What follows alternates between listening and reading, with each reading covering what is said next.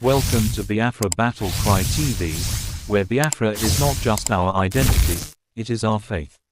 Here, we stand firm in our devotion to the cause and to our leader, Mazi Nnamdi Kanu, leader of the indigenous people of Biafra. We bring you bold, unfiltered updates on the internal and external forces confronting our people, exposing the oppression and injustice within the so-called Zoological Republic of Nigeria.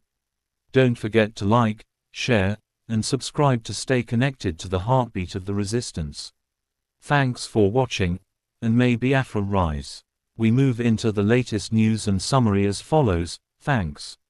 The Twitter, also known as X, post by allege highlights a press conference where Sylvester Onyia, president of the American Veterans of Igbo Descent (AVID), accuses the British government of complicity in the detention and torture of Nnamdi Kanu, a dual British-Nigerian citizen and leader of the indigenous people of Biafra (IPOB).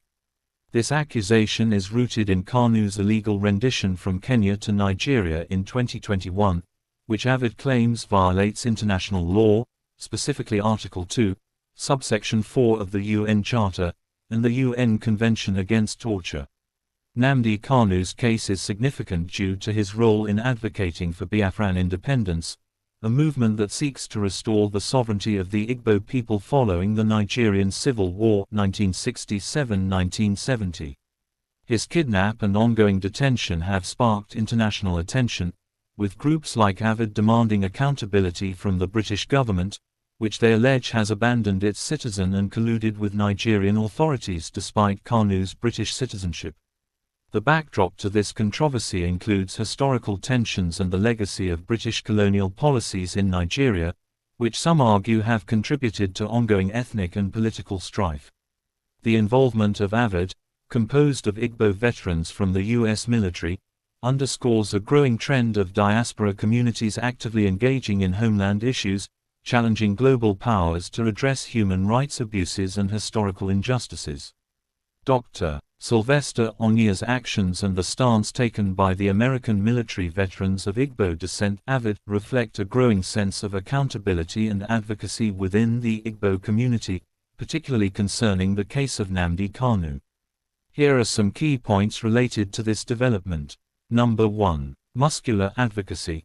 The strong advocacy by organizations like AVID highlights the need for the Igbo diaspora to actively engage in issues affecting their homeland. This level of intervention shows solidarity and commitment to seeking justice for individuals who face political persecution. Number 2. International accountability.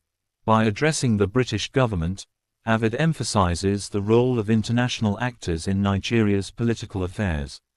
This approach seeks to hold global powers accountable for their historical and contemporary actions regarding Nigerian politics and its citizens' welfare. Number 3. Community mobilization, drive. Onyia's leadership can inspire others within the Igbo community to take similar stands. Mobilizing the diaspora around significant issues can amplify voices and create a more considerable impact on local and international discourse.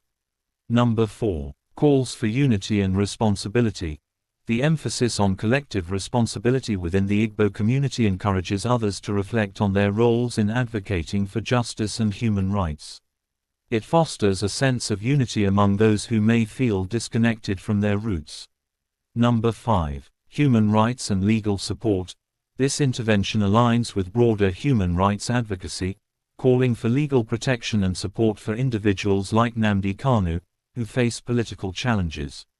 Such actions could influence perceptions and policies surrounding human rights in Nigeria. Overall, AVID's actions and Dr.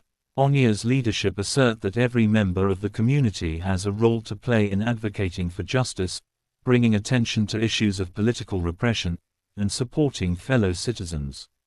This collective effort can potentially lead to more significant changes and recognition of the struggles faced by the Igbo people.